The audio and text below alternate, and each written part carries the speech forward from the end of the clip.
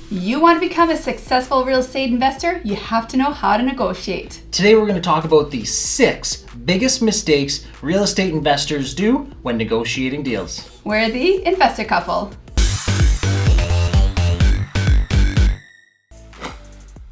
I'm Mel. And I'm Dave. And we're the investor couple. And you're watching Biggest Real Estate Mistakes. On this channel, we teach regular people just like you the secrets to time freedom, location freedom, and financial freedom through real estate investing. New tips every week, so make sure to subscribe. And hit the bell to be notified. Everyone gets so excited about finding deals, but then they don't spend any time to learn how to negotiate, which is so important. Exactly. So today we're going to be talking about 6 biggest mistakes that people make when putting in offers on real estate. Make sure to stay right till the end because number 6 is so important. If you don't have that one right, everything else will come crumbling down. Let's get started. Number 1, thinking that you can get everything that you ask for. Yes, you're going to be entering into a negotiation, which means there's going to be 2 parties that are going to go back and forth. They're going to have wants and desires, and they're also going to have to understand that the other side has wants and desires too.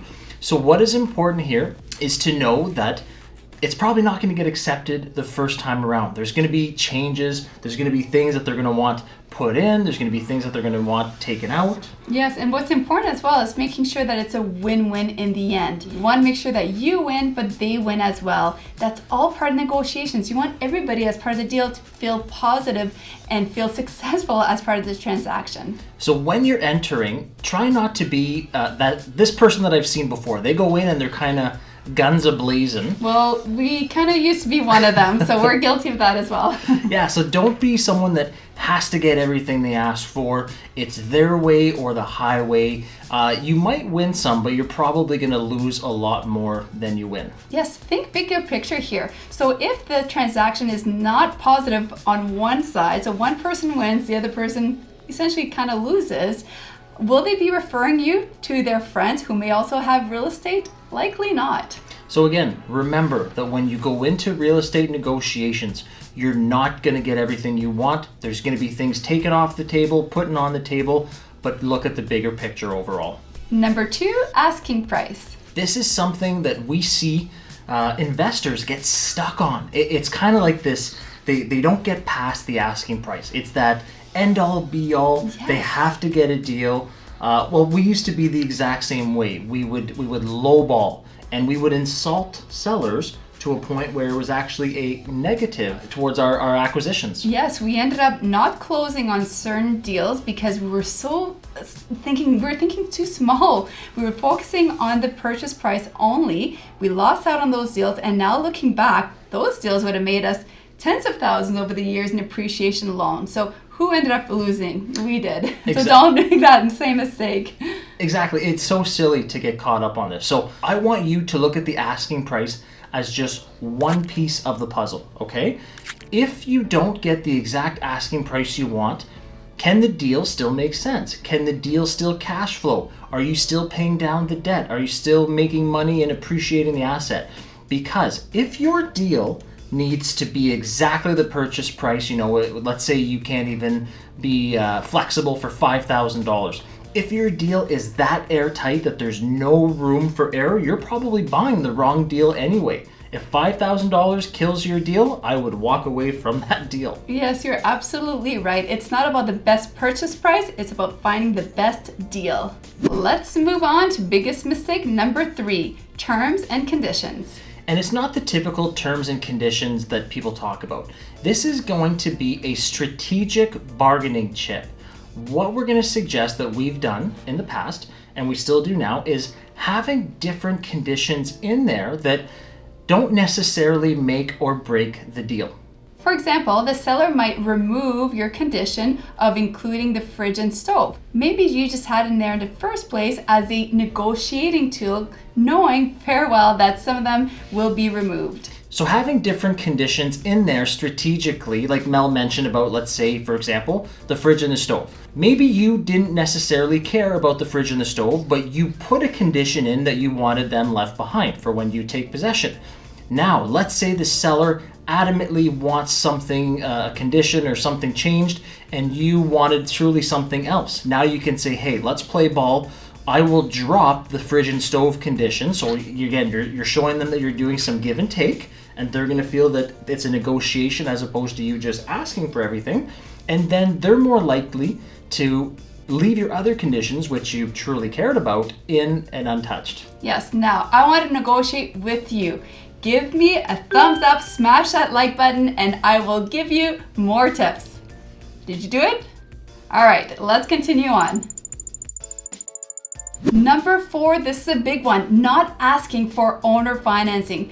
Dave and I, we love owner financing. That's how we purchased 12 properties in 12 months using none of our own money. Yes, this is our favorite way in creative financing. When you have the seller participate in funding the deal, this allows you to scale. So think of this. By not asking, you don't know. And people get so worried.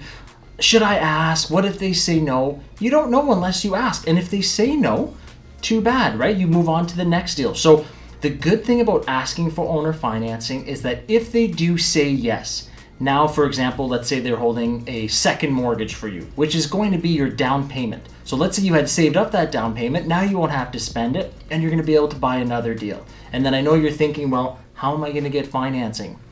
Listen, get the deal under contract first with the owner financing, then go start looking for lenders that are okay with creative financing. This is going to be a great problem to have once you have gotten the owner financing in your deal. And of course, because you've put in the right terms and conditions, you should be protected as well. Not sure what we're referring to? Let's head over to the whiteboard. Thank you for following us to the whiteboard. Now, let's go over owner financing, or like it's called as well, vendor take back. Yes. So this is something that you would have missed out on, which would be a big mistake if you didn't ask for it in your deal. Now let's do a quick example. Let's do $1 million deal. Let's do a $1 million purchase, okay? So now that you've asked for a owner financing of, let's say, a second mortgage, you now won't have to come up with those funds. And on a $1 million deal, 20%, let's say the down payment is 20%, that would be what, Mel? That would be $200,000. So that's $200K that you might not, or that you won't have to come up with anymore because you asked, you didn't make a big mistake, you asked the owner to help with financing and for them to hold a second mortgage. Now, let's say you had saved this up. Now you don't have to spend it. So what does that mean? What are you going to do with that other $200,000? Yes, and think about this as well. What if you want to buy 10 of these properties? How much funds would you have to raise? Now you don't have to anymore when you get the owner involved as to finance the deal. So think of how powerful this is. You not only just saved yourself $200,000, you are now using someone else's money, which people call OPM, other people's money, to purchase an asset. So you're getting an asset with none of your own money into it, which is going to allow you to scale. So don't make this mistake of not asking for owner financing because people think, oh, I can't ask, they're going to say no. Again, I know we said it, but you don't know what they're going to say unless you ask. Now, if you're thinking, Mel, Dave, why would anybody want to do this? It sounds like a scam. Is this even legal? Yes, it's legal, and they do it because it benefits them. So number one, they do it because they get paid interest. So you're going to pay a certain amount of interest on this amount. Absolutely. And the other thing why sellers do it is because they're going to help themselves tax-wise, okay? So on a $1 million purchase, yes, they're still going to pay capital gains. Nothing anyone can do about that. In the States, you can do the 1031. In Canada, you're going to have to pay 50%. You're going to have to pay capital gains on 50%. Now, or taxes on that. Now, this being said, here on the $1 million purchase, they're only going to pay tax on $800,000 in that year because the $200,000, they are leaving it in a mortgage, which is now your down payment. So they're only going to pay tax on this $200 in the year that they receive it. So they can spread that out over, let's say, 5 years or so. So that's going to help them tax-wise. And like Mel said, they're going to make interest at the same time. Yes, now that's a win-win negotiation.